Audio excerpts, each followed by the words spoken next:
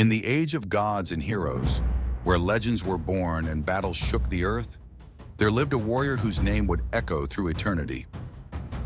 This is the story of Achilles, the greatest of all Greek heroes, a man of unparalleled strength and unmatched skill, yet fated for a life of glory and a death of sorrow.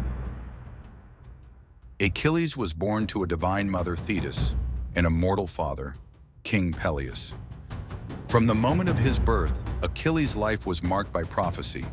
The gods decreed that he would become the mightiest of all warriors, but his fate held a tragic choice: a long life in obscurity or a short life filled with glory.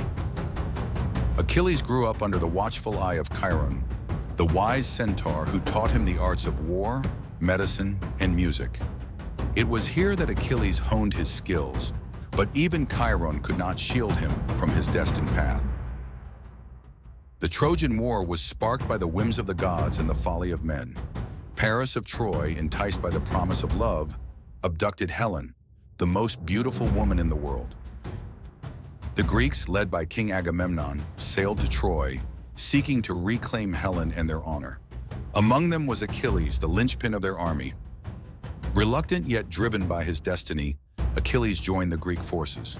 His arrival at Troy was nothing short of awe-inspiring. Clad in golden armor, he cut through the Trojan ranks like a storm, his very presence inspiring fear. But it was not just the Trojans who felt the wrath of Achilles. Within the Greek camp, tensions simmered.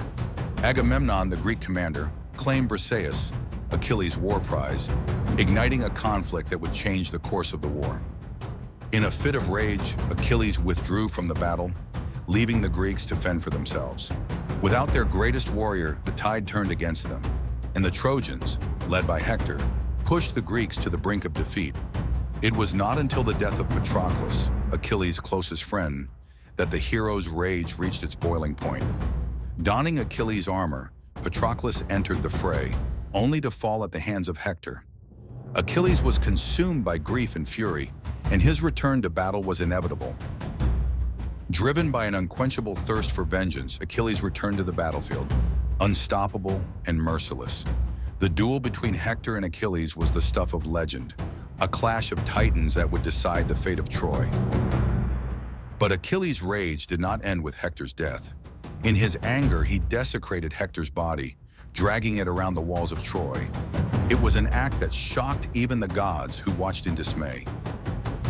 Achilles had sealed his fate. The prophecy was clear. After Hector's death, Achilles himself would fall. And so, with divine intervention, the arrow of Paris, guided by Apollo, struck Achilles in his only vulnerable spot, his heel. The invincible warrior, the greatest of all the Greeks, lay dead on the battlefield. His comrades wept, and even the Trojans mourned the loss of a hero as grand as Achilles. Achilles' story did not end with his death. His legacy endured, immortalized in the songs of poets and the hearts of those who sought to understand the true nature of heroism. Achilles was more than a warrior. He was a symbol of the eternal struggle between glory and mortality, rage and compassion. And so the tale of Achilles comes to an end. But his legacy, like the legends of old, will continue to inspire, challenge, and teach us about the nature of glory, honor, and the price of immortality. Achilles, the immortal hero with a mortal flaw, lives on in the stories we tell.